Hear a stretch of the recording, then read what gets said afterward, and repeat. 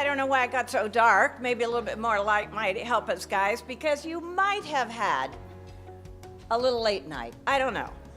But I hope you had fun and had good camaraderie. And thank you for coming back this morning. I'm Nancy Zimford. Nice to see you again from the beginning opening reception till today. If you want to go fast, go alone.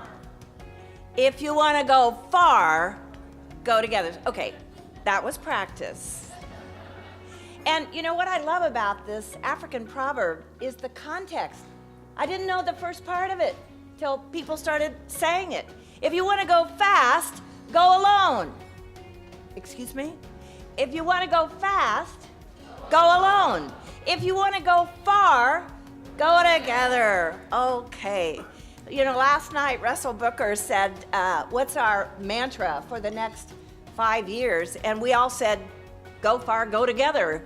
No, he said it's 24 by 23. So we can just use them both.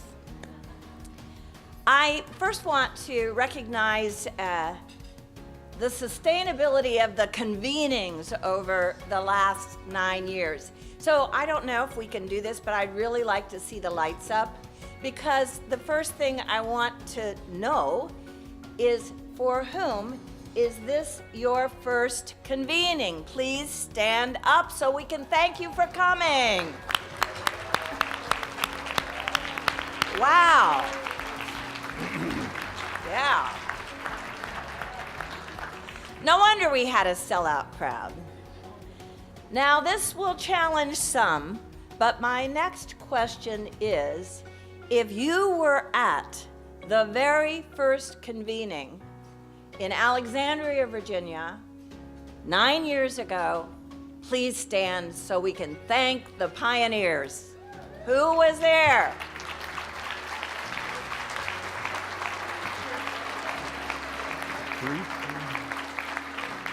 Now, you never get to tell the history of anything. You just check in to strive together and life goes on, but there is a history.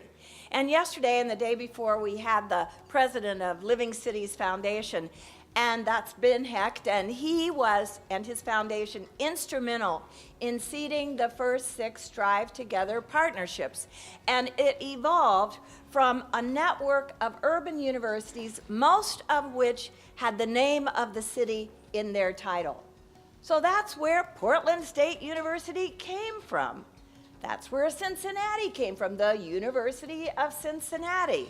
We also had the University of Boston, Massachusetts, Boston. I mean, without notes, I can't do all 6, but I wanted you to understand that the first communities we tapped were communities that had universities that saw their mission as inseparable from the life and quality of life of their communities. It has evolved, but that's where those first half-dozen sites came from. Now, there is no good way to answer my next question. So I just want you to kind of think of whether you were there or not, which might not be an easy question. Were you in Portland? If you were, stand up. Portland, Oregon. Do you remember? Really? Wow. Isn't that interesting? Because Portland, all hands raised, is such a strong partnership. But we had the other 5 there too, and I'll bet they were, let's find out, in Milwaukee. Were you in Milwaukee? Stand up. Milwaukee.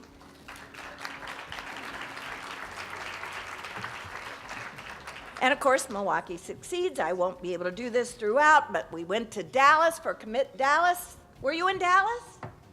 All right. I know this is a lot of up and down, but I was told to get you jazzed. Did you go to San Diego, if you did? Yeah? Okay. And then we went to Minneapolis. Minneapolis. Do you remember that? Generation Next. And then we went to Memphis. A lot of people were there. You remember? You can represent. I hope you're counting how many you actually have been to of the 9? I don't know whether you can do that right now. Last year, you will remember this, you were in Phoenix. Woohoo! So, everybody's got to sit down. Thank you very much. The last question is, have you been to all 9? And I think we already know that Portland was at the first Alexandria. So maybe have you been to every one since then? If you didn't go to that very first one, that would be 8. Are there people in the room that have been to 8 or 9 convenings?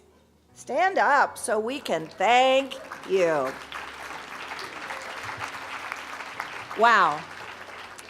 So while you were in workshops, we, the board of Strive Together, were working as well. And I just want to remind you, we're not like physically or even financially the backbone of the Strive Together central team, but we are guardians of the idea.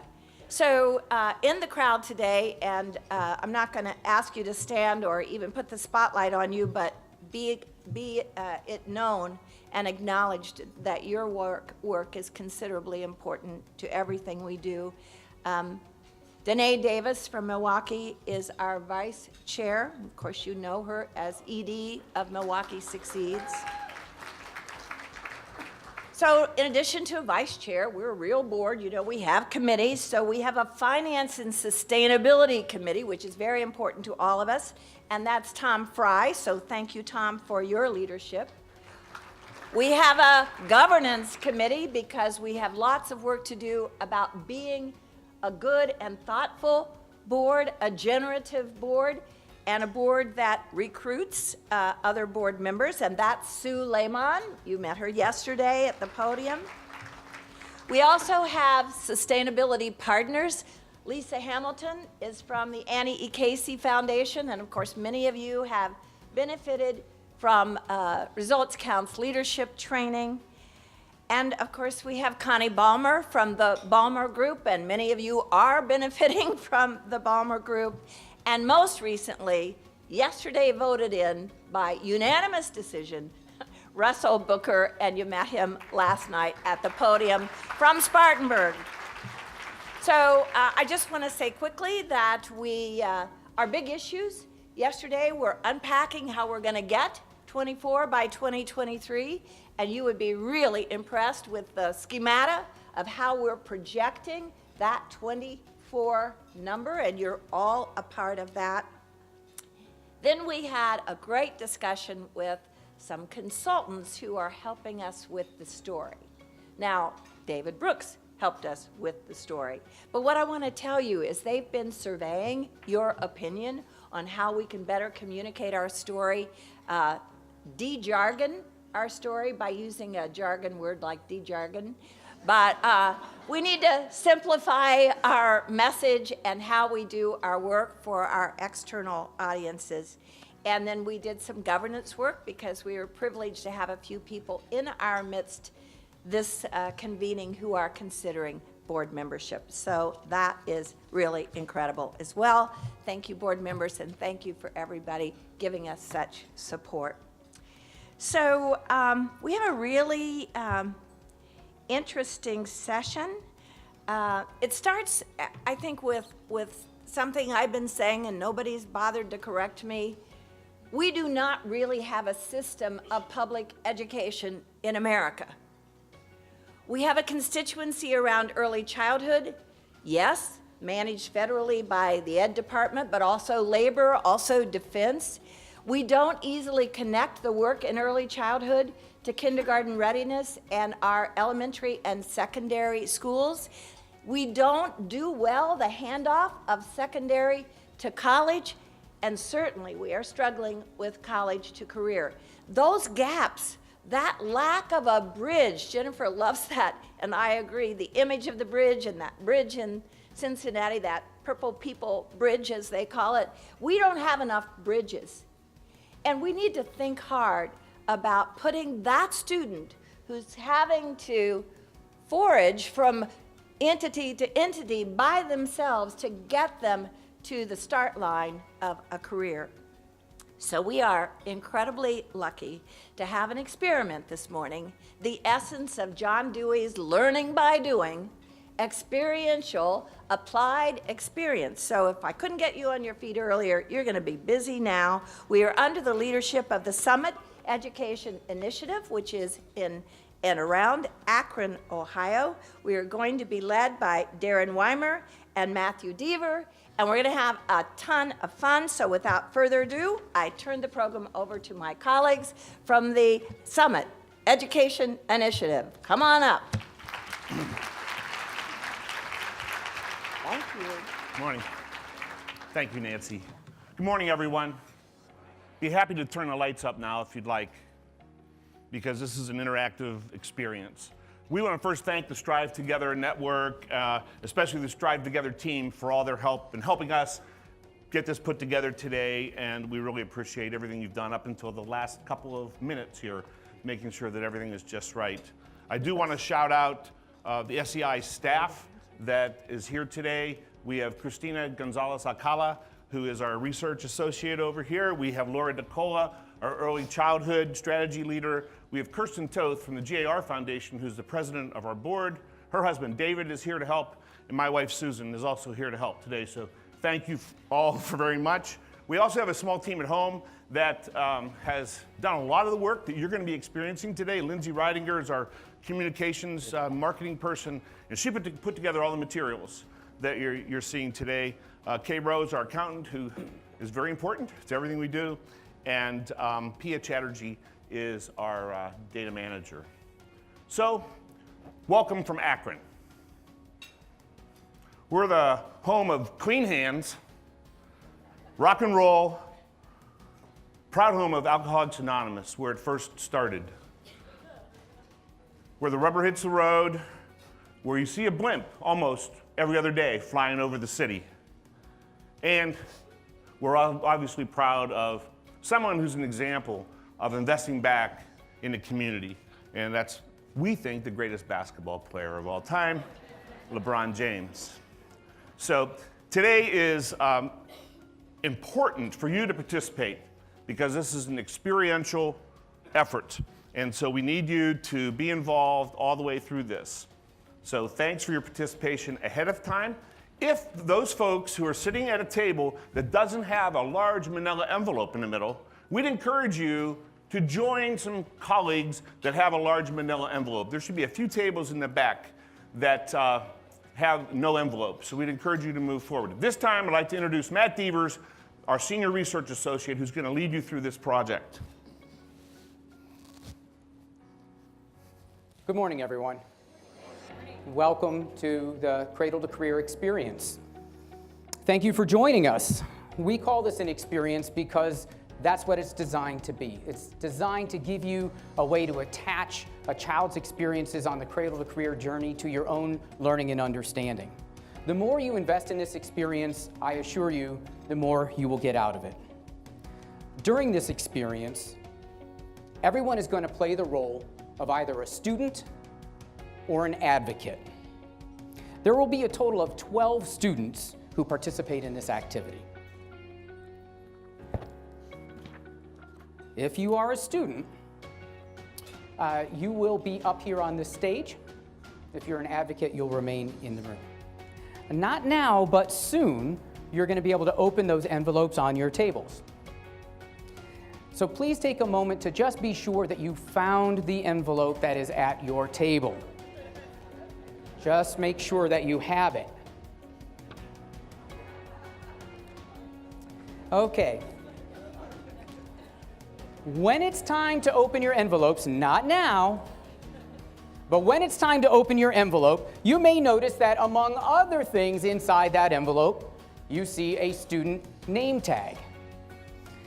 If you see a student name tag that looks something like what you're seeing on the screen now, it means that someone at your table is going to volunteer to be a student up on this stage. Now, if you volunteer to be a student, you're all just figuring it out now. If you volunteer to be a student, I promise you that you'll be up on the stage during this experience I don't know how you could know if you have to be a student because you haven't been instructed to open your envelopes yet. So, educators are the worst students, I know that. So when I tell you to open your folders or your envelopes, if your envelope has a student, then someone at your table has to volunteer to be a student. They'll come up here to the front, and they'll take that student name tag with them, put it over them so that we see who they are. We promise that student volunteers will not have to answer any multiple choice questions. There will be no essays, no math, I assure you, no spelling contest. You will not be revealing anything personal about yourself. You will be representing a fictional student who moves through the Cradle to Career experience. If you are an advocate, you're going to remain in the audience, but you will actually have more responsibility. It will be your job to support your student who's up here on the stage.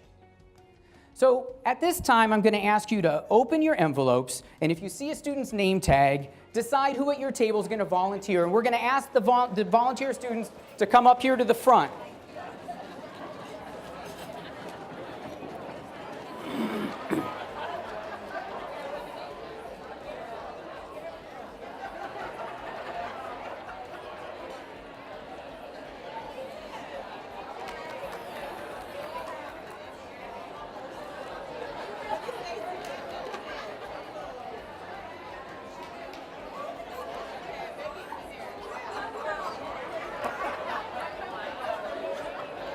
So in total, there will be 12 students who come up here.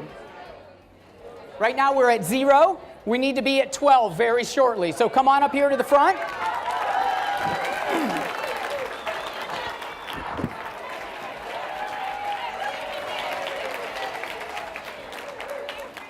Thank you very much. Come on up.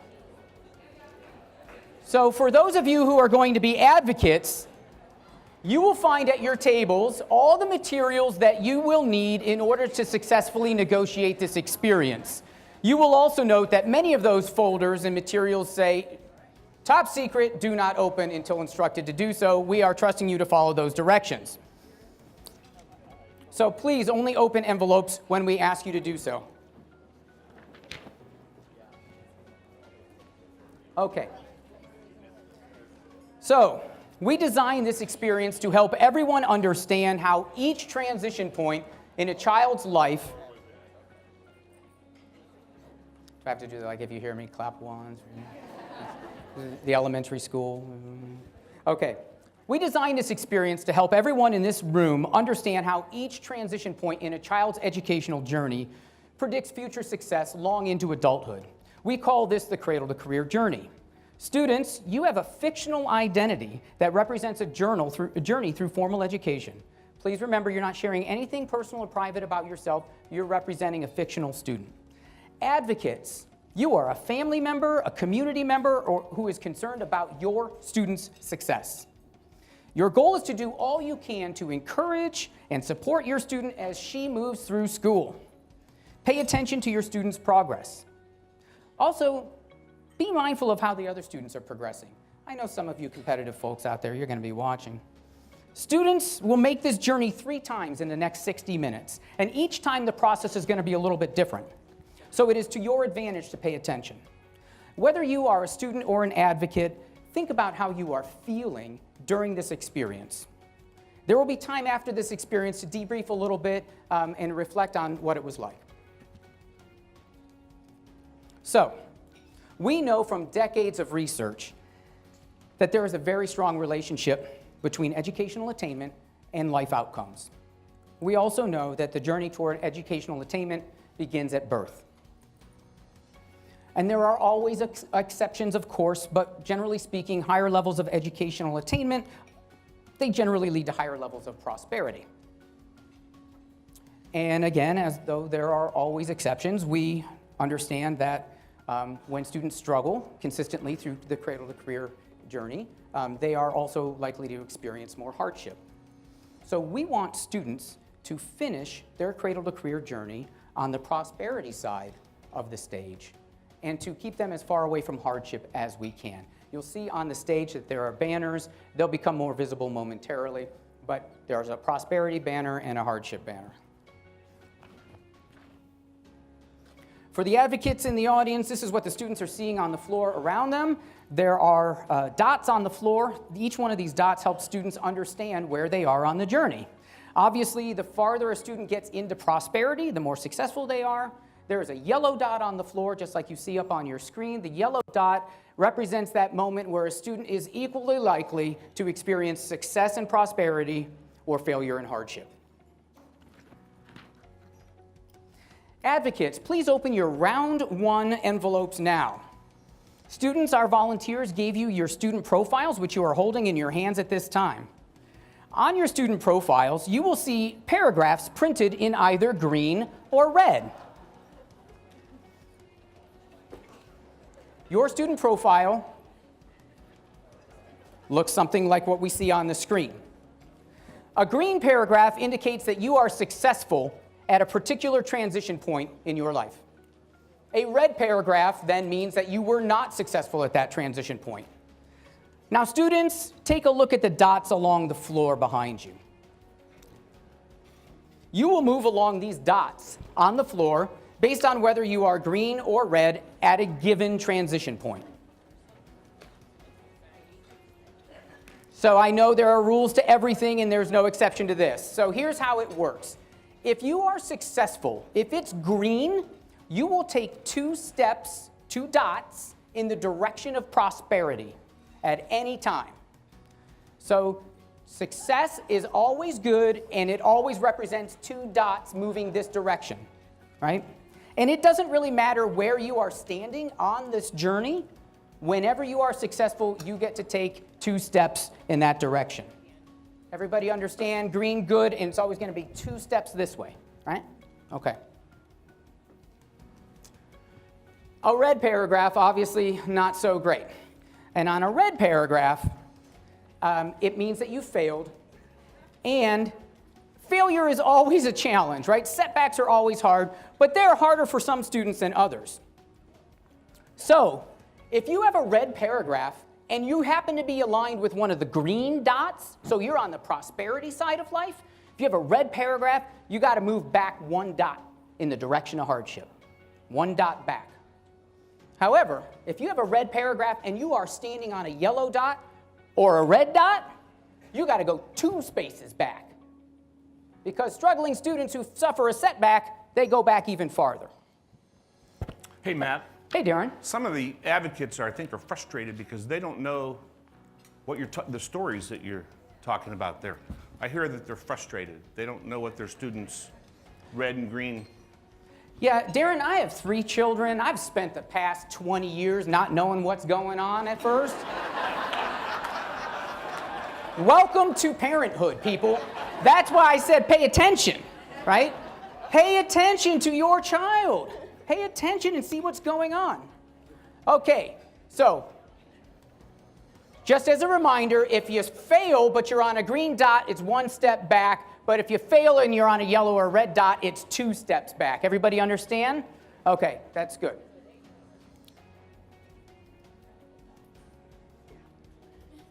Okay, so let me just recap the rules so everybody understands. For students, green's always good. Whenever you're green, you take 2 steps this way in the direction of prosperity. Red, never good, sometimes worse than others. 1 step back if you're on a green dot, 2 steps back if you're on a yellow or red dot. Everybody get that? Okay, students, if you don't remember how these rules work, they're written on the back of your name tags. You can hold it up, and there are the directions right on the back of the name tag. Advocates, the rules for round 1 were printed in your round 1 folders. You should have those rules in front of you so that you can remember what they look like. Advocates, one more time, pay attention to your students on this journey because it matters. Okay, in this first round, it's going to be a little snug here at the start, but in this first round, we like all students to begin on the yellow dot. For us, this represents that all children begin on equal footing with equal opportunities from birth. So advocates, we want to be sure that you understand what the basic definitions of success are. So also in your round 1 folders, you have descriptions of how we basically define success at each Cradle to Career experience. So it's got a yellow box on it. So make sure that everybody has that. So in case you're wondering what does it mean to be kindergarten ready, that'll kind of get you in the ballpark. Now, students, what I'm going to ask you to do is to line up here even with the yellow dot. I understand there's not enough room for everybody to be in a straight line, so we can double stack it if we need to. Just remember that you are aligned with the yellow dot at the beginning, right? So even if you're not right next to it, you know where you're supposed to be, right? So just pretend you're on the yellow dot. Okay, so here we go. Students, look at your profile in kindergarten readiness. If you are green, that means you're prepared for school success. If you are red, it means you're not prepared. Does everyone see in their profiles their description of kindergarten readiness? Okay, it says right here, confirm they do. So, yep, okay, good. Huh? Good. I need you to affirm that you can open up the emergency hatch just in case. So, students, look out at the advocates, and advocates, look closely at these students. Early learning and development are very critical, and we know that very small gaps in readiness become very large achievement gaps over time if we don't address them early. Okay, students, look at your profiles and move according to your profile. If you're green, you're going to take 2 steps forward toward prosperity, 2 dots forward, and if you're red, you're going to be 2 dots back. So, Cody, we're going to have you all the way up here so that because you're 2, or you can be back there, right? So, Cody, you know, okay. So, yeah, we can bring you up forward. Okay. All right.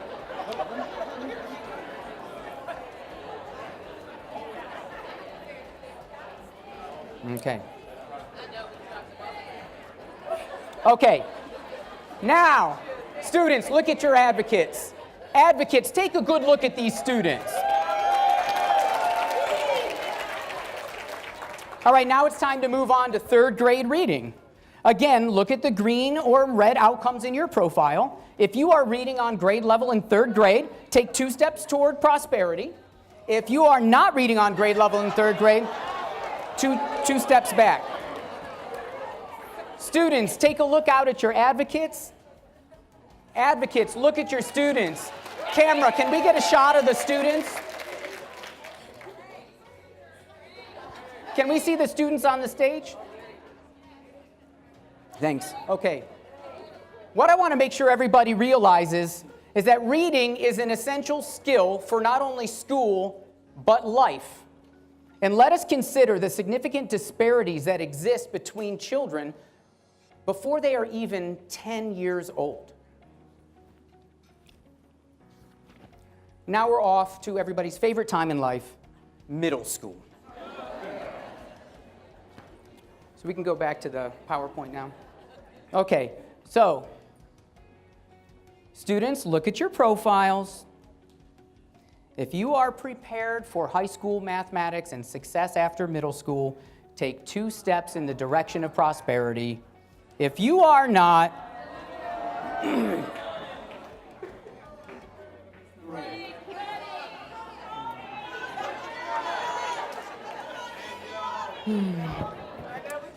okay.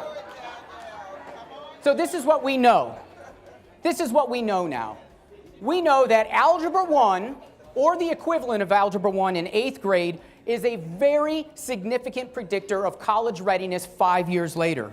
Why do we know that? Because students who complete Algebra 1 or its equivalent in 8th grade free up 1 extra class at the end of high school, which they can use to take advanced placement or college credit courses.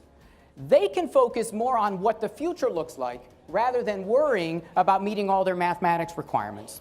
Students, take a look out at those advocates. Advocates, look at these students. I want to be very clear about this transition point for those of you that are planning to stop me after the experience and tell me what's wrong with it. Not everybody needs to love math. What we want is we don't want students to be afraid of it, right? So middle school is a time when students start to establish mindsets about their abilities in mathematics. They start to define themselves as I'm good at math, or math is something I'm never going to be good at. And once that thinking sets in, it is very hard to change. We know that students with low confidence in mathematics will actually avoid rigorous math courses. And not only that, but they will write themselves off of any career in which they know math will be a critical component. Right? And so that then closes off a lot of career pathways and a lot of opportunities for them. Okay, let's move on to, oh, I'm so sorry. Before we move on, this is 8th grade, it's the end of 8th grade. It's a really important time in our lives. Students, would you take a look at each other right now? I want to make sure, look across the stage. I just want to make sure that you guys all get a good look at each other.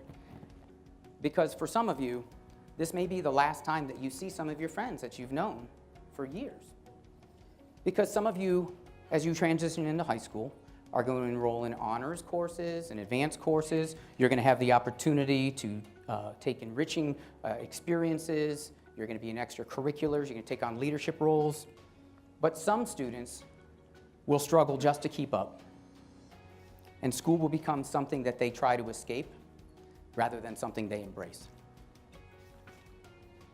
Okay, we're moving on to one of the most challenging transition points for students, and that is the very first year of high school, and it's such a critical predictor of success. Students, take a look at your profile. If you are achieving at 9th grade, take 2 steps in the direction of prosperity. If you are not, take your steps back toward hardship. 2 steps, 2 spaces. Green is always 2, no matter where you're standing. All right, all right. So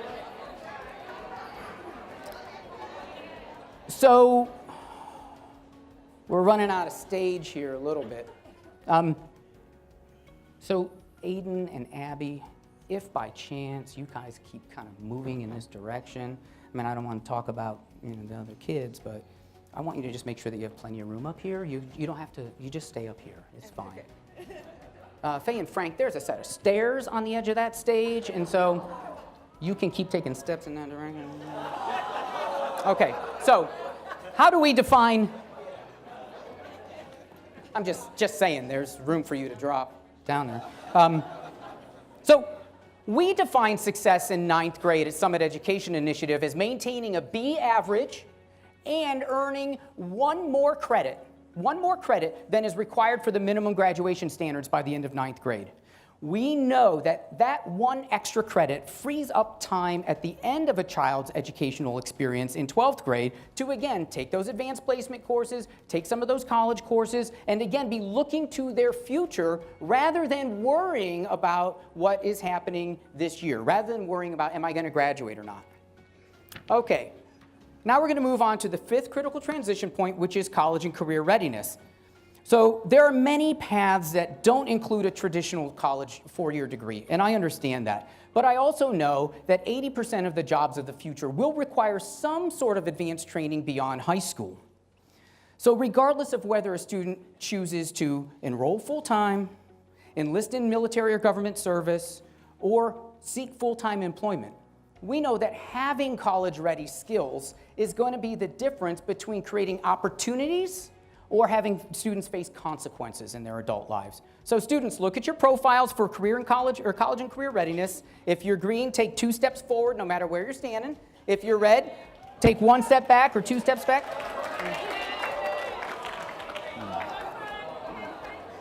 Students, take a look at your advocates. Advocates, take a look at your students. Okay, so we're beginning the college and career persistence transition point. So this is our last transition point from cradle to career.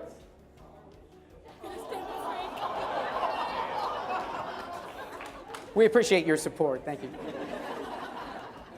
So,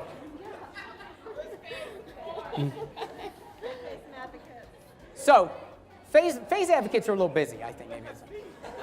Okay, so when we talk about career and college persistence, what we mean is that you are finding a pathway that you have chosen, that you can stick with, that leads to a living wage.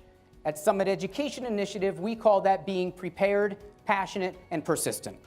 Because the happiest adults that I know are the adults who, when I ask them why they do what they do, they say, I chose this. And the most unhappy people I've ever known in my life are the people who feel stuck in a job or a career track that they did not choose, that they do not enjoy. So students, look at your profiles. If you are persisting on your college or career pathway, take your steps toward prosperity. And if you're not, then take your steps in the direction of hardship. Okay. So students, take a look at your advocates. Advocates, take a look at your students. So this is what I want to be clear about. Although there are lots of pathways for students to follow after high school, we know that the unemployment rates for high school graduates are twice as high as they are for college graduates and certified professionals and skilled trades workers. Career certifications and post-secondary degrees mean better jobs, less poverty, and more prosperity for individuals and the community. Can you advance the slides, please? Thank you. Here we go. So, the good news is that we had the opportunity before this experience to interview the students who look like these students here. And I want to give you the opportunity now to hear what their lives are like at the end of their cradle to career journey.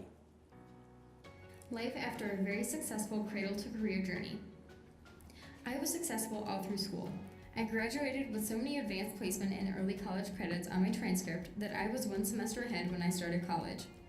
I earned a merit-based scholarship for college and graduated with very little debt. I earned a bachelor's degree. I will earn a graduate or professional degree during my career. My salary starts well above the national median. My career earning potential is among the highest in the world. I will retire with substantial savings and investments. I can adapt to shifts in the economy. I have private medical insurance.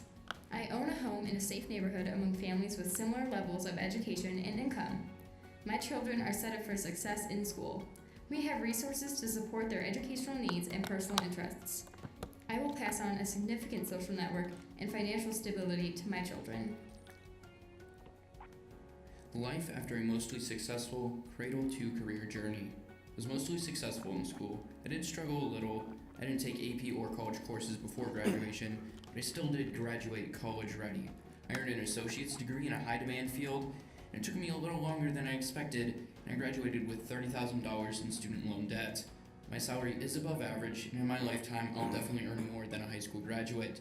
I invest some of my paycheck into a retirement account, but wish I could do more. I'll have some form of private investment account or pension when I retire. I do have private health insurance, and my children, like their preschool teachers, on vacations we try to visit historic sites or museums. I live in a safe community, and I do worry about my job being downsized or replaced by a computer. My partner works so that we can handle a setback if something happens. Life around the median. I am a typical resident of this community. Of course I graduated from high school. I took some college courses but never earned a degree. I'm still paying off the loans. My salary is lower than I want because I don't have a trade skill or a high quality career certificate. I have a few $1,000s in my savings account. I do not have a retirement plan. If there was a big change in the local economy, I could lose my job. I do have health insurance. The deductibles are very high. We will be in trouble if someone in our family gets seriously injured or ill. We are renting a house now. I'm hoping we can buy a place soon. A family member watches my preschool-aged children, which is helpful. Honestly, preschool is just too expensive. Life after limited success, from cradle to career. School was not really my thing. I have a high school diploma, but that is it. I earn minimum wage. I wish I could get a union job or something that pays good, but I swear you have to know someone. Work is just okay. I have a job, not a career. Nearly all of my paycheck is gone after I pay the bills. I still have some credit card debt from when I was younger. Without Social Security, I will have nothing when I retire. I rent an apartment. I do not like my neighborhood, but what can you do? I get Medicaid for health insurance, so do my kids. My kids go to Head Start. They offer parent stuff in the evenings, but I don't have time to go. We have some books around. I'm not really a reader. Life after constant struggles from cradle to career. We moved a lot when I was young, so I was always the new kid. I stumbled at every step from cradle to career. I was never on track. My family didn't know how to help me, and they didn't know anyone who could. After a while, I just gave up and I dropped out of high school. Unemployment rates for people like me are double the national average. Incarceration rates are triple the national average. I've been on unemployment a few times now, and I filed for bankruptcy last year just to stop all the calls from collectors. The government aid I receive costs taxpayers up to $20,000 a year. I get Medicaid, but I only go to the doctor if I'm really sick. I worry about my kids being safe where we stay. This isn't a good neighborhood for them. And my kids hate school. I guess that runs in the family.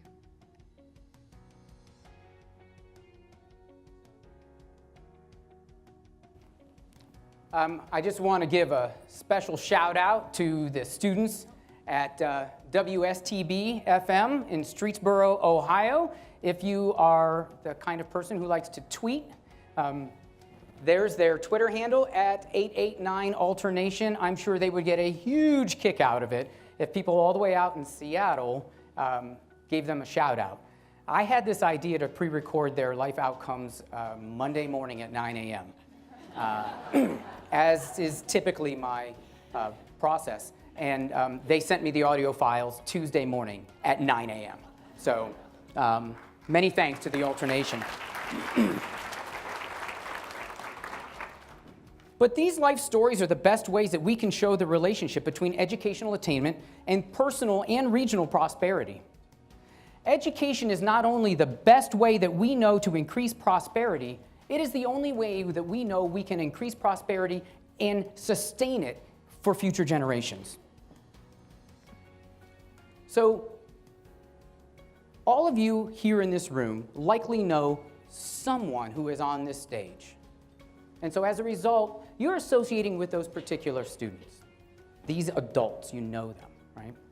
But what I want to do for a moment is I want to ask the students if you could just do me one favor and turn around, face the back, so that we don't actually see you. And I want all the advocates in the room. You watch these kids go to from cradle to career, and they were representing a fictional student, but you saw their real faces. But now their backs are turned.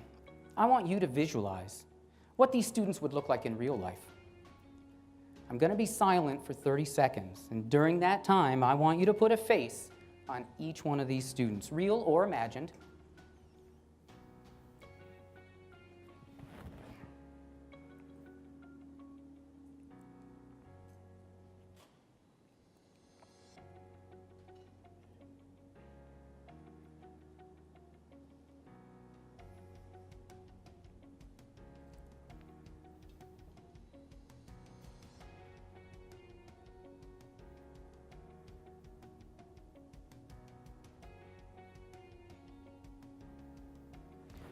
Okay. Students, you can turn back around now. Thank you very much. Advocates, I want to ask you a few questions. What did the prosperous students look like to you? And what about the students in hardship? Did you visualize some of the prosperous students as affluent and some of the struggling students as struggling economically? And did you envision that they were in different places at the end of their journeys? Well, that would make a lot of sense because according to economists at Stanford, a child born to parents in the bottom 20% of the income distribution has only a 7.5% chance of ending up at the top income distribution. And the same works in the other direction. Did you visualize any differences based on gender? Well, that would make a lot of sense because 82% of all preschool expulsions are boys. And boys are less likely to read on grade level in the early years of school.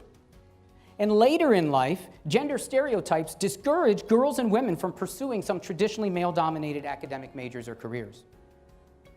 What about students with disabilities who carry an unseen or a seen burden with them every step from cradle to career? Did you think about them and their families? Did you consider any barriers related to language, ethnicity, nationality, immigration status, gender identity? Students of color have the least access to high-quality preschool experiences. They receive the fewest opportunities for enrichment and support in their first years of school. And even when they start a school year on equal footing with other students, they fall behind their peers. They have fewer opportunities to take advanced courses in high school. And if they do get the chance to attend college, they will often attend an under-resourced college or university. And they will face significant issues of underrepresentation when they land on that campus. these differences that we see based on gender, based on race, based on economic hardship and background are too large to attribute to individual choices. Issues of systemic inequality significantly impact our ability to move forward as a community and as a nation. Until we are willing to accept and address these systemic inequalities, many of which we create, the outcomes that we see on this stage will remain the same. Okay, so during round one, a couple of things made me curious. They probably made you curious too, so let's just kind of put them out there. First of all the students started on equal footing on the yellow dot. Come on. Come on. So, secondly, everything about the kid's life from cradle to career was like an educational thing, like it was a reading test or it was their grades. We know that life happens in lots of different ways and that there's a lot of experiences that happen beyond the classroom that have nothing to do with just the way a kid scores on a test. So here's what we're going to do. We're going to shake things up a little bit in round one or in round two because round one is just an oversimplified version of life. So students, your profiles are going to remain the exact same. Advocates, you are still advocating for the same students. And if you haven't noticed by now, let me just ask this question. Like, who in this room was looking out for Faye? Where are you? How about Frank? Where are Frank's advocates? Oh. How about David? Who's looking out for David? Oh, there's a table. How about Bella? Who's looking out for Bella? One table. Anybody? This table's looking out for Bella. Anybody else looking out for Bella? Oh, there's a table back there. Woo. Right? Interesting. How about Aiden and Abby's advocates, the best advocates in the room? Clearly, you guys did something right because that's the only reason kids are successful is because they have successful parents. So, all right, so here's what's going to happen. We're going to change things up in round two. In round two, first, we're going to put students where they actually belong. Everybody kind of come back here to the center, and then I'll get you kind of where you belong. So Cody, Caleb, and Kata, you're going to start right on the yellow dot here. So you're still back on the yellow dot. You too, Cody, you're on the yellow dot. Brian, you're right here. Bella, you're right there with Brian. Abby, you're up here. And Aiden, you're up there as well. Danielle and Daphne, you guys are going to start. Oh, and David, you're going to start on this red dot here. Faye and Frank, you're on this red dot right here. That's where you're starting. Okay. So, there. That looks a little more realistic. All right. Outcomes and opportunities from birth. Okay. Now, advocates, things are going to change for you as well. Open up your round two envelopes, and some of you may find inside the round two envelopes, you'll see new rules, but you may have also seen a green card. Some of you may see a green card, not all of you. So the green card looks like a little ID card, and it'll have your student's name on the back of it. Now, what we like about round two is that rather than just offering words of encouragement and moral support, which thank you, by the way, Frank's advocates, for the moral support, we appreciate it. But aside from just offering words of encouragement and moral support, in round two, you also have the opportunity to make an investment in your student. To make an investment in your student. And those green cards represent an investment in your student. So, across all the advocates in this room, there are 2 green cards for every student. So if you have one of those resource cards, you can invest in your student. And here's what that green card is worth. Because that card is green, it is worth 2 steps toward prosperity whenever you invest it. So think of this green card as a family intervention, as a community-wide intervention, as an effective strategy that helps a student move forward. So to invest a resource at any time during this round, your student, when they get that resource invested in them, they will automatically move 2 spaces toward prosperity. But of course, as any other grant or funding or investment strategy goes, there are rules to round 2. And so here's how round 2 works. 1, we've got this realistic start. So this is where they are from life. 2, you guys, the red and green outcomes are still the exact same rules. Right? Green always 2 forward, red 1 back if you're on a green dot, 2 back if you're on a yellow or red dot. But your advocates might invest in you. And if they invest in you, you get 2 steps in the direction of prosperity. Advocates, if you want to invest, you must invest before a critical transition point occurs, right? We can no longer wait for students to fail and then decide we want to help them. We must invest before a transition point. So, you have to invest before a transition point. You may only invest 1 resource per transition point. No doubling down. And finally, you may only invest resources in your own student. With limited resources in this room, we have to be careful about how we allocate them, and so we want to make sure that you are only going to invest them in your own student. Now, here's how it's going to work. I'm going to give you 3 minutes as a group of advocates to decide when you think the right time to invest in is. And then, when you want to invest, there are microphones at the back of the room, at both sides of the audio table. You will make your way to the back of the room, and you will announce, I am so-and-so's advocate, and I'm investing in my student. We typically would actually have you just bring the card up here and hand it to the kid. There's just too many of you in the room to do that. So the way we're going to do it instead is you're going to go to the back of the room and you're going to announce that investment. When your student hears their name, they will take 2 steps forward. Okay? So again, there are more than 1 table full of advocates for every kid, so you might want to think about that. You can only invest 1 green card per transition point. You got to invest it before the transition occurs, and you can only invest in your own kid. You got 3 minutes to strategize starting now.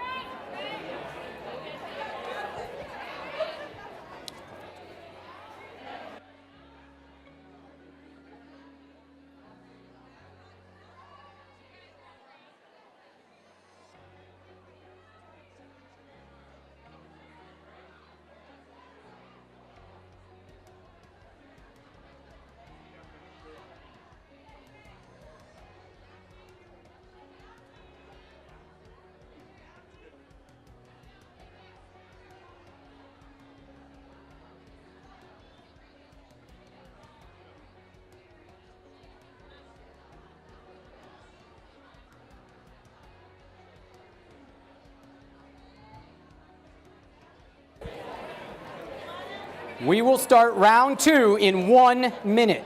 1 minute for round 2.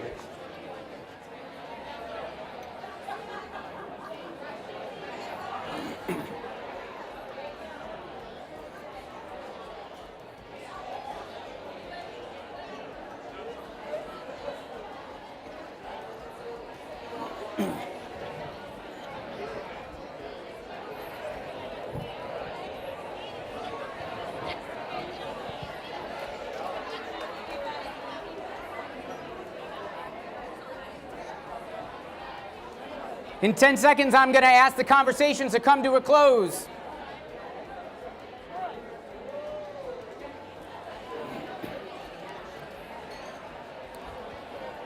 Okay. If you can hear my voice, clap once. If you can hear my voice, clap twice.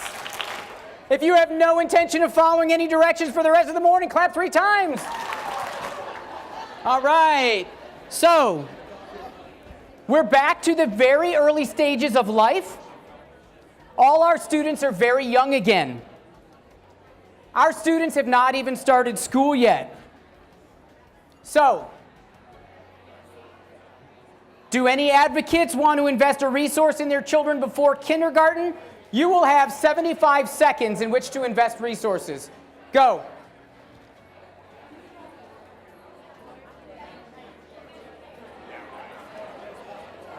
Turn the mic on.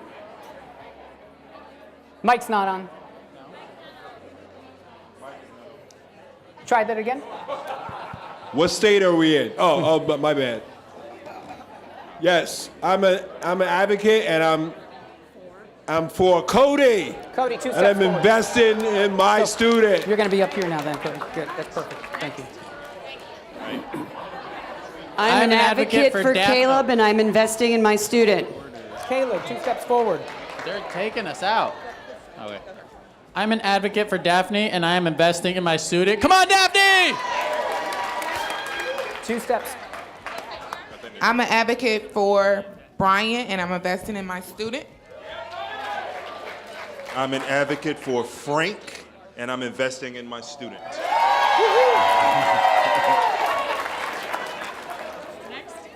I'm an advocate for Katie, and I'm investing in my student. Katie? Katie, 2 steps. I'm an advocate for David, and I'm investing in my student. I'm an advocate for Faye, and I'm investing in my student. I'm an advocate for Abby, and we're investing in our student.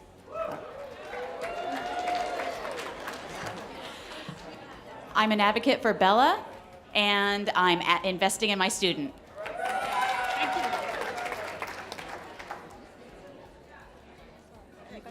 10 seconds left. My name is Serena, and we're advocate. Danielle. I'm an advocate for Danielle, and I'm investing in my student. There you go. Okay, I'm sorry. Investment time is now ended for the kindergarten readiness transition point. So, okay, so students, if you are ready for success in kindergarten, take 2 steps toward prosperity. If you are not, take your steps back toward hardship. Remember that if you're on a green dot, you only have to take 1 step back. Never been there So before, you've never been on a green Never dot. This been. is a new experience for you. Okay. All right. So let's move on to what happens next.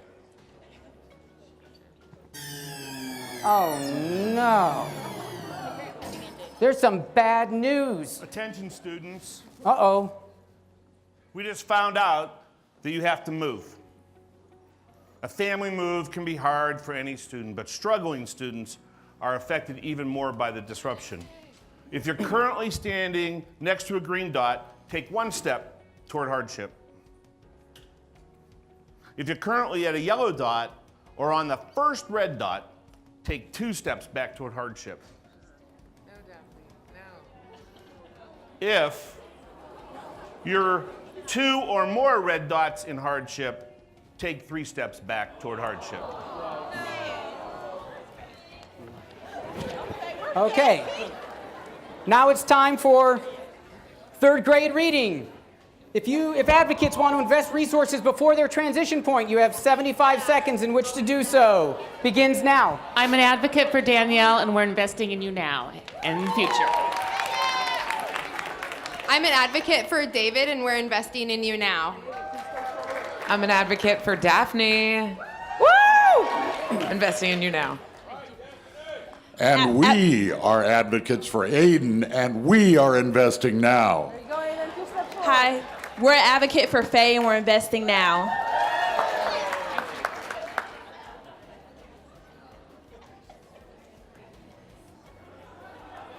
Okay, that's it. It seems as though there's no one left to invest resources for this round, so we'll move on. Okay. So students, look at your profiles in 3rd grade reading. If you're reading on grade level at the end of 3rd grade, take 2 steps toward prosperity. If you're not, take your steps back toward hardship, but remember they're different. So if you're yellow or red, you take 2 steps back. 2 steps back, yep. Okay. So now it's time for middle grades math. Do any advocates want to invest in their students before 8th grade math? Yes, we are an advocate for Cody, and we invest in you now. We are an advocate for Abby, and we're investing in you now. We're an advocate for Bella, and we're investing in you now. I'm an advocate for Frank, and I'm investing in you now. We're an advocate for Katie, and we're investing in you now. We're advocates for Caleb, and we're investing in you now.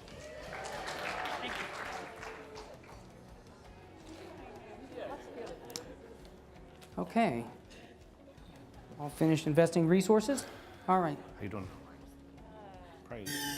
Oh, Christina, probably. no.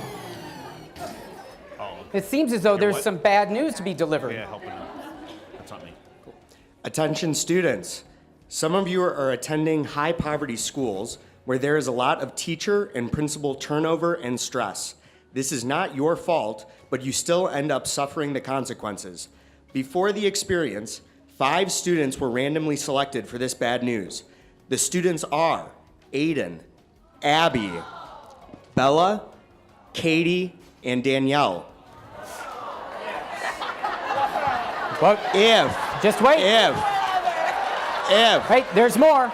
If you are currently standing on the prosperity side, take 1 step back towards hardship now. If you are currently at the yellow dot or on the first red dot, take 2 steps back towards hardship. If you are 2 or more red dots into hardship, take 3 steps back now. Danielle. One more. There you go. Okay, it was only those 5 students who were in the stressful schools. Oh, goodness. Okay, so. Matt, yes. I think maybe some of these students felt bad and took a step back and they didn't need to. Yeah, so only the 5 names who were announced in that, but I think that was Aiden and Brian. Are we okay? Yeah. All right. Katie? I thought maybe there was a little peer support going on. No. Okay. So now we're moving on to 9th grade success. Do any advocates want to invest resources before this transition point? You have 75 seconds. Can I read now? I'm an advocate for Aiden, and I'm investing in you now. I'm an advocate for Brian, and I'm investing in my student.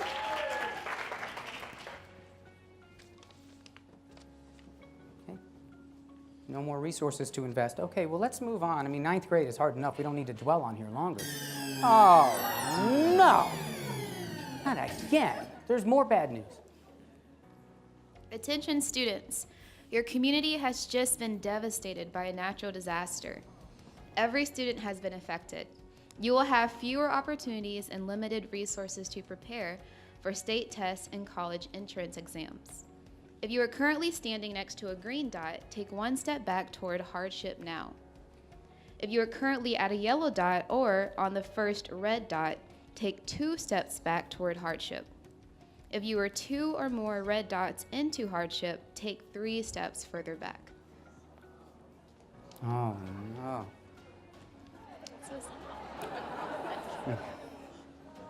Okay, let's move on to college and career readiness. Do any advocates want to invest resources in students before this college and career readiness transition point? No? Okay, students, look at your profiles. If you are green for college and career readiness, take your 2 steps toward prosperity. If you're not, take your steps toward hardship or stay down there.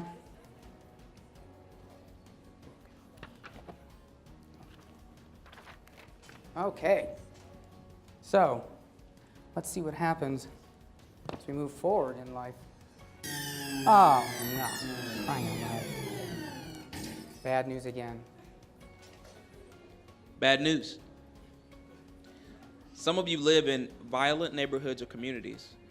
To make matters worse, a new gang has moved into the area, leading to increases in gun violence and overdoses.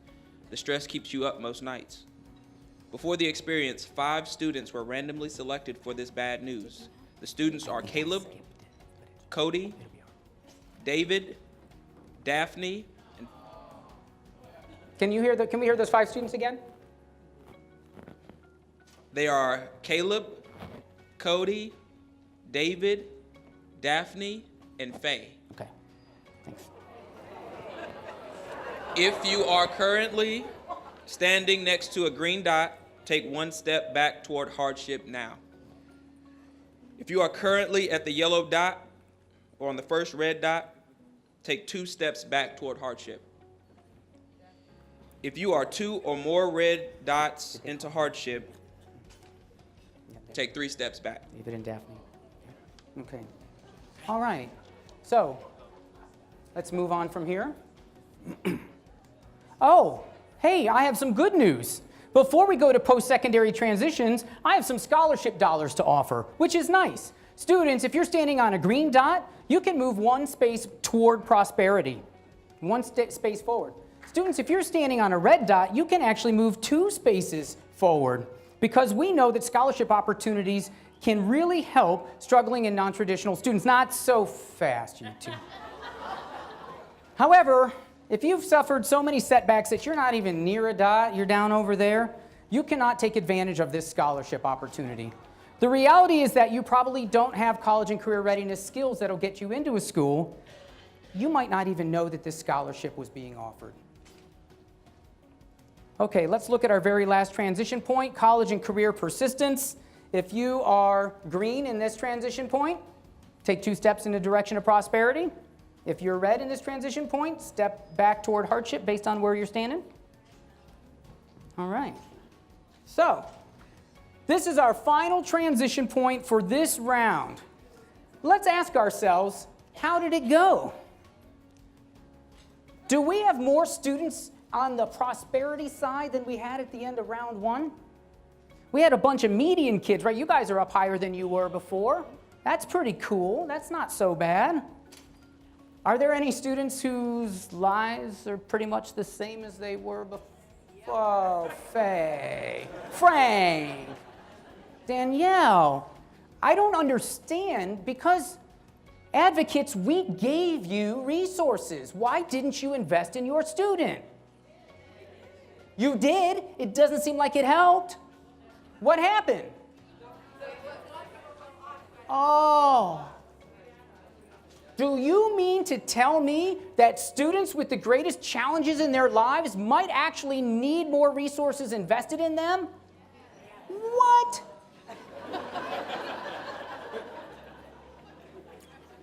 That is amazing. Okay, so, Aiden and Abby, I see that you all are at the far end of the prosperity zone, which is kind of what we expected. I mean, you're not really in any different situation than you were before, right? You just got there faster? Things just were that much easier? Yeah. Brian, you're all the way up there too now, not too shabby. Nice. All right, so let's do this one more time, but this time, let us consider a completely different community. What if there were more resources available to support students who need the resources when they need them? And what could we accomplish if we lived in a community where people were willing to invest resources in students who weren't their own students? What about a community? Yeah, nice place to live, right? What if we could invest resources in students that we might not ever even meet, but we believe in the value of investing those resources? What would we do differently at that point? So, we're going to change things up in round 3, but in round 3, we, of course, have some rules, and here's how they work. We're going to do another realistic start, so students come back to where you were at the beginning of round 2. So wherever you started round 2, that's where I want you to start round 3.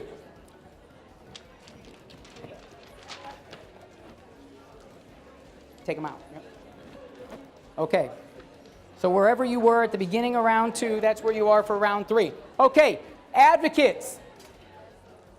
You should have found a green resource card in every single one of those 3rd round folders, right? So here's what we've done.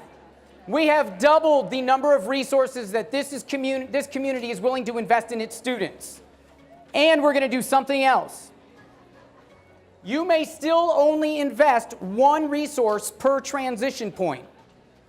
However, and this is important, a student may receive more than 1 resource at a given transition point.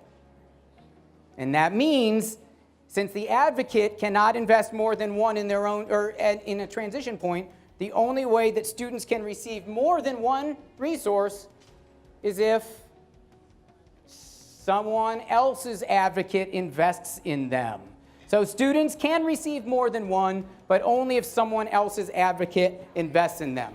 All right. So do we understand how round 3 works? All right. We're going to get started on round 3 now. Here we go, round 3. Oh, no. Bad news at birth? I cannot believe it. We have some bad news to deliver. This is sad and heartbreaking news. I need the room to pay attention, please. This is sad and heartbreaking news. Some of you have been exposed to 3 or more adverse childhood experiences, such as domestic violence, substance abuse, sexual abuse, or neglect. The effect of these experiences may last into adulthood. They are certainly affecting you now. Brian, Caleb, Cody, Danielle, and Daphne, this happened to you. I am very sorry. If you are next to a green dot, take 1 step back towards hardship now. If you are currently at the yellow dot or on the first red dot, take 2 steps back toward hardship now. If you are 2 or more red dots into hardship, take 3 steps back. Okay. So now we're going to begin the kindergarten readiness transition. If you would like to invest resources in a student, remember, you still need to tell us who you are an advocate for, but you also say who you want to invest in. Go ahead. I am an advocate for Daphne, and I am investing in Daphne, and I'm encouraging everyone else to invest in Daphne as well.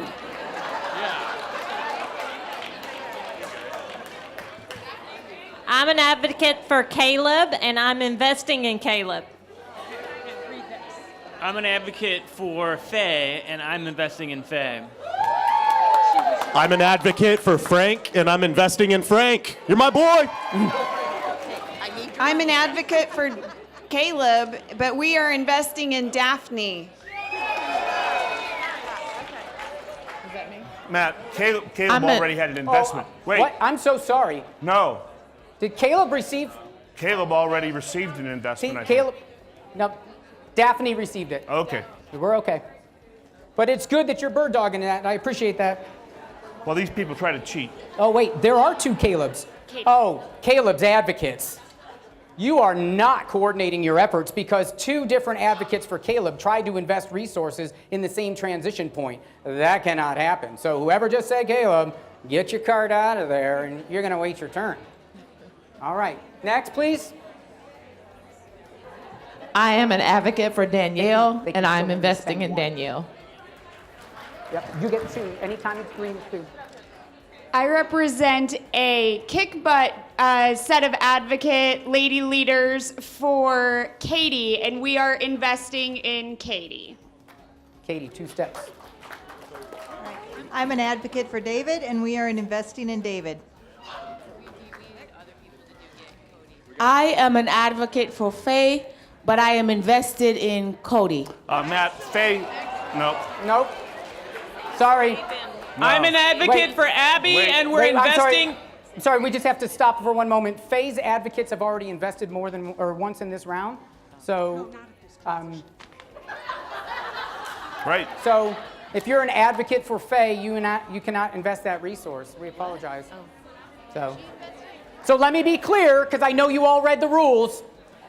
I cannot hear the name Faye as an advocate more than once in each transition point. The only way that Faye or Cody or Danielle or anybody gets more than 1 card is if someone else invests. You can't say, I'm Bella and I'm investing in 2 different people. Nope, you only get to do it once. All right, let's keep going. We have to invest in. I'm an advocate for Abby, but I am investing in Faye. All right. 2 steps forward, Faye. I'm an investor. Oh no, can I say that if she already did Abby?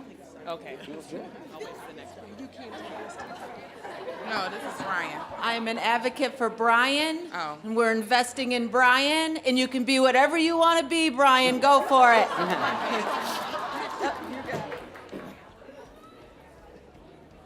We're running out of time here on this transition point. I'm an advocate for Bella, but I'm investing in Frank. Only per transition point, anybody. I'm an advocate for Cody, and we're investing in Cody. Yeah, see, they just did. They just did. And now he's limited. Okay. Okay, we are at time now. So, it's time to move on from kindergarten. Did you all look at your profiles for kindergarten already? All right, so let's move on to 3rd grade. Oh, no.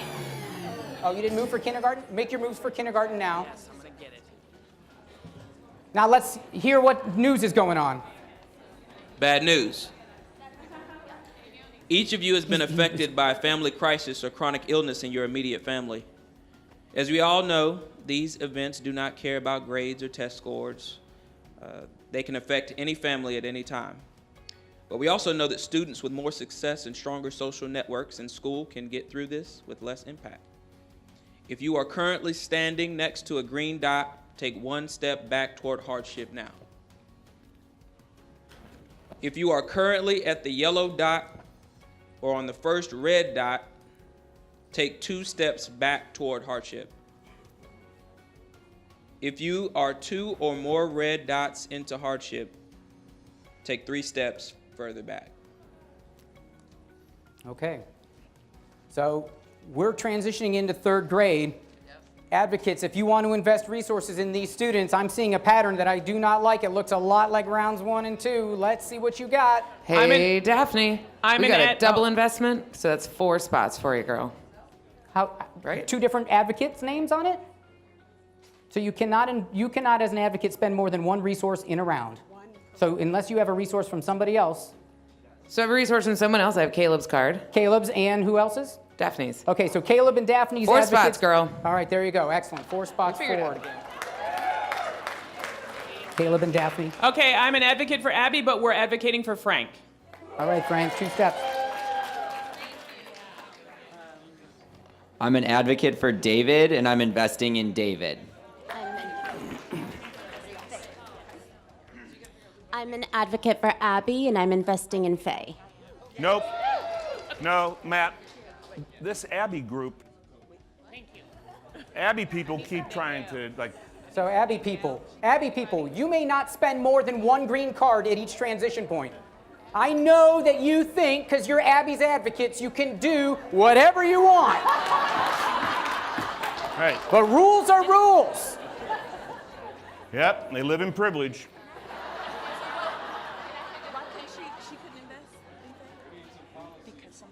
Okay, continue.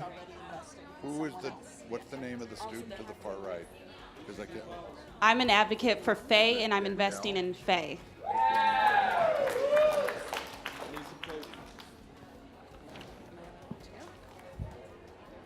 We absolutely love Aiden, but we realize Danielle needs our assistance. We're investing in Danielle. Can I go next? I'm an advocate for Danielle, and Danielle, we're investing in you, and Katie's folks are investing in you too. So that's 4 steps forward, Danielle. Frank, we're your advocates, and we want you to keep going. This is for Frank.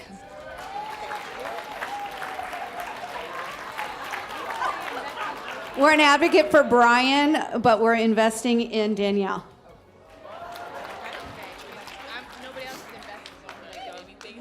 Yeah. So I'm an advocate for Cody, and I'm investing in Cody.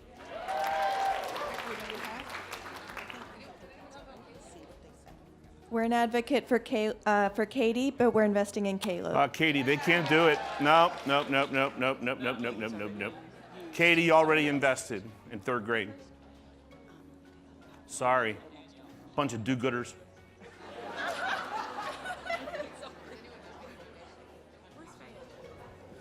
She's doing pretty well. See, she's in there. Okay. All right, so it's time to move on. Seems as though ready to go on to 8th grade math. But we need to make our steps in students, 3rd grade reading. Look at your 3rd grade reading profiles and take your steps accordingly. If you're green, take 2 steps toward prosperity. If you're red, take your steps back. All right, now it's time to move on to 8th grade math. Oh, no. There's some bad news, people. Let's see what happened. All right, y'all, bad news. Some of you are experiencing homelessness or chronic housing instability. You've moved as many as 6 times since kindergarten. Whatever relationships or supports you had in your last school are gone. Brian, Bella, Katie, Frank, and Faye. This is happening to you. Each of you, please take 1 step back. Just 1 step. Thank you. Okay. So now we're moving on to 8th grade math. Does anybody want to invest a resource in any student during 8th Yes. before? Go ahead. All right. I appreciate your advocacy. Hi, I have a resource that came from Abby that we're investing in Faye, and an investment for Faye that we're going to invest in Faye. So Faye, that's 4 steps in the direction of prosperity. Faye, you're one more. You're one All more right. up this way. I am an advocate for Danielle, and we are investing in Danielle. We're an advocate for Brian, and we're investing in David. I'm an advocate for David, and we're investing in David. We're advocates for Caleb, and we're investing in Caleb. We're advocates for Frank, and we're investing in Frank. We're back. We're advocates for Daphne. We're investing in Daphne. We are advocates for Brian, and we're investing in Brian. Brian already invested. No, not. Can't do it. Okay, well, Cody, we're going to invest in Cody. No. Wait a minute. Brian's advocates are a little zealous. They can only invest once at every transition point. So Brian's advocates, you guys need to huddle up again and talk, because they already invested once this time. Gee, Darren, this feels a lot like collective impact work, where people are just out doing their own thing and stepping on each other's toes and not following the rules. Yep. We can solve the problem up by ourselves. Hi, we believe in our baby girl Bella, but we're gonna go ahead and keep Faye going. We're invested in Faye. I'm an advocate for Aiden, and I'm investing in Cody. Cody, you got 2 steps. Cody, 2 steps.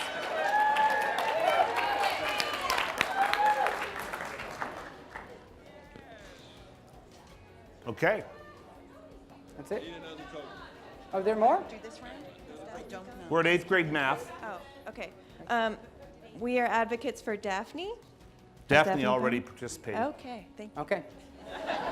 Okay, students, look at your profiles for 8th grade mathematics. Take your steps accordingly.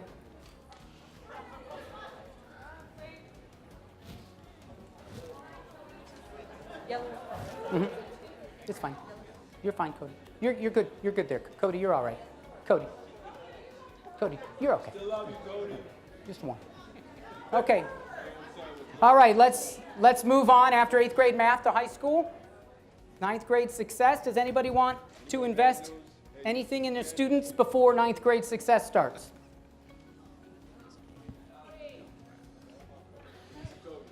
All right, I'm an advocate for Aiden, and I'm investing in Cody. All right, Cody.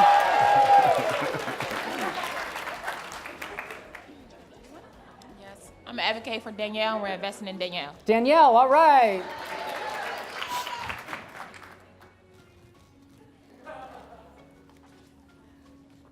We are advocates for Brian, and we'd like to invest in Cody. I'm an advocate for Faye, and I'm investing in Faye. We're advocates for Caleb. We're investing in Caleb.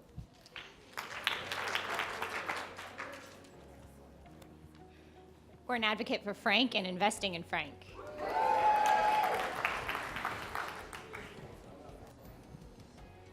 We're advocates for Daphne, and we're investing in Daphne.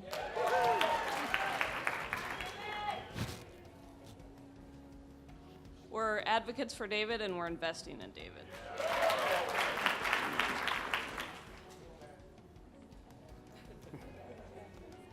Okay, students, look at your profiles in 9th grade. If you're achieving on grade level in 9th grade, take 2 steps in the direction of prosperity. If you are not achieving, take 1 step back, because everybody's green, so there's no reason to take 2. I see that Abby and Aiden have reached prosperity. All right. Let's finish out high school and head in the direction of college and career readiness. Oh man.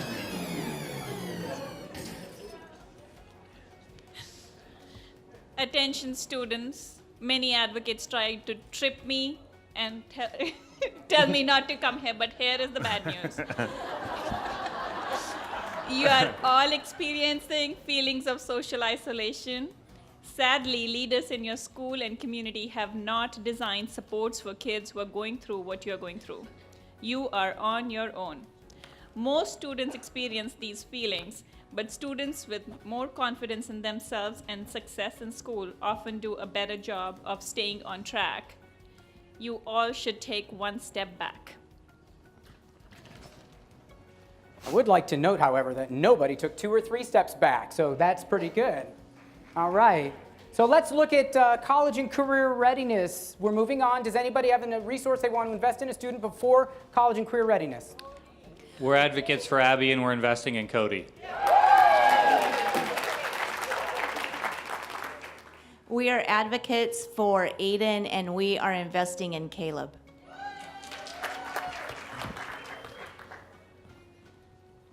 We're advocates for Bella, and we're investing in Bella.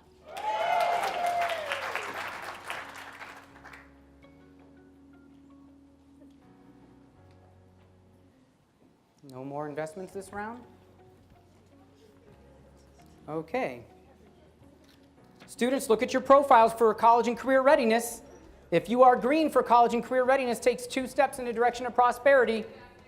If you are red, take 1 step back, only 1 step back. All right, now we are moving on to, oh my goodness, would you look at that? I have scholarship dollars to offer.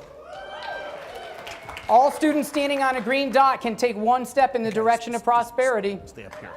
Yeah, we'll just kind of cluster up here. All right. So now we're moving on to our very final transition point in college and career, or in the Cradle to Career experience. This is college and career persistence. Does anybody have a resource they want to invest in a student before college and career persistence? I expect there will be about 5. Not even, right? 3. Are Cody, Katie, and them all in the same one? Cody? Okay. So no resources Okay, to... no, sorry. I'm just looking. Okay. We're an advocate for Katie, but we're investing in Cody. All right.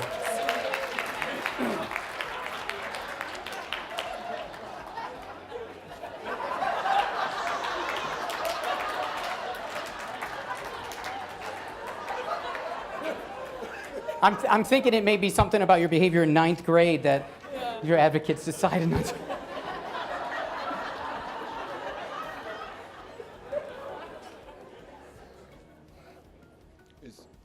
I just want to know if this is the last round because I'm holding out on Cody. But I'm an advocate for Cody, but I kind of, you know, no child left behind. So Frank, move on.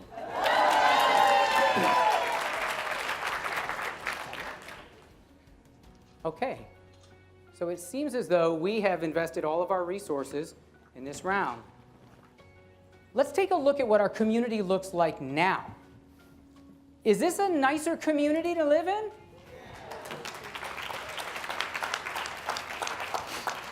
Aiden and Abby, I see you ended up in the exact same spot that you did in all 3 rounds. So your life wasn't any different, right? You still experience the same level of success and prosperity, and just there are more people around you, which is not too shabby. Faye.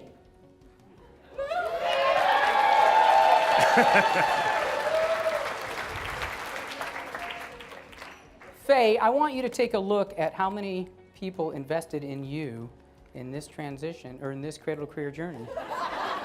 Who did you hear from? That's my advocate, Bella, Abby, that's me again, Abby, and that's me again. All right. So, Bella and Abby's advocates invested in you, and yet Bella and Abby still ended up pretty deep in the prosperity zone. Do you mean to tell me that when we know students are on track for success, we have the freedom to invest in other students who need our support? I have never thought of that before. That is like a new learning for me. Today, it's happening right now. So, can we have a round of applause for our students? Oh, David. David has something. But I am a youth advocate in my community, and my community recognized I had a voice, and I pointed out ways that I was helped that would help Katie, and so Katie moved forward with me. Oh, look at that. Because you listened to my youth voice. Again, a do-gooder. Changing the system from within. I love it. All right. So, students, you can remove your name tags and go back to your tables and hand them to Christina, please. Advocates at your tables, and again, another round of applause. So, advocates, you can open up the final envelope in your Cradle to Career experience, and inside you will find 3 different pieces of paper that I hope you will find valuable and take home. One is a reflection and discussion guide that we use to spark conversations with our community members when they go through this experience. Second is a copy of your student's profile. So if you want to know what life was really like for Katie, you can see it in there. And then also you will see fast facts and research. You'll see fast facts and research in there. So if you want to understand why the bad news set students back the way it did, you'll see the research references for that and the correlations between educational attainment and student prosperity. Thank you, everybody, for your participation this morning. We hope it was valuable for you.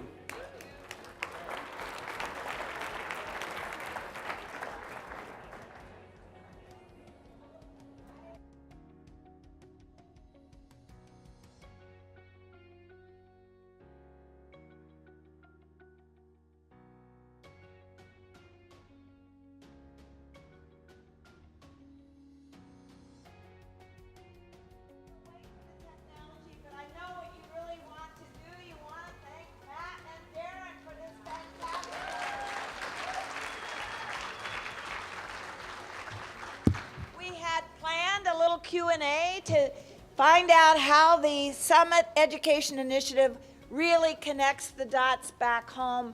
But what an interesting, clever, and replicable exercise that you can take home and learn how to do, and call Matt and see if he'll come and, referee it. But thank you again. So we are off to our Network Navigator meetings. You have a choice. Your navigator will be in the assigned room, but you may have decided to meet as a team, not with the navigator. The navigators have a lot of thick skin. They're okay. They're going to be there to help you. It's pretty much unstructured, so you know that. The second thing I want to remind you of is that our last workshop begins at 10:45 and ends at 12:10. Now, I have to say to the TAGA group workshop, you've moved. It's like bad news, but we're turning it into good news. You'll be in Ravenna. We thought we might need more room, so we're putting you in Ravenna. And then lastly, I hope you will scurry back. We have a dynamite speaker in Dr. Jill Biden. We're thrilled to have her with us. She has a fantastic message. But here's the deal. Like everybody else, she's on a flight schedule. So we are starting our program exactly at 12:30. So grab that lunch, come into the room, and we'll get down to business. Thank you again, Summit Education Initiative. One more round of applause for our team. Thank you. Get going.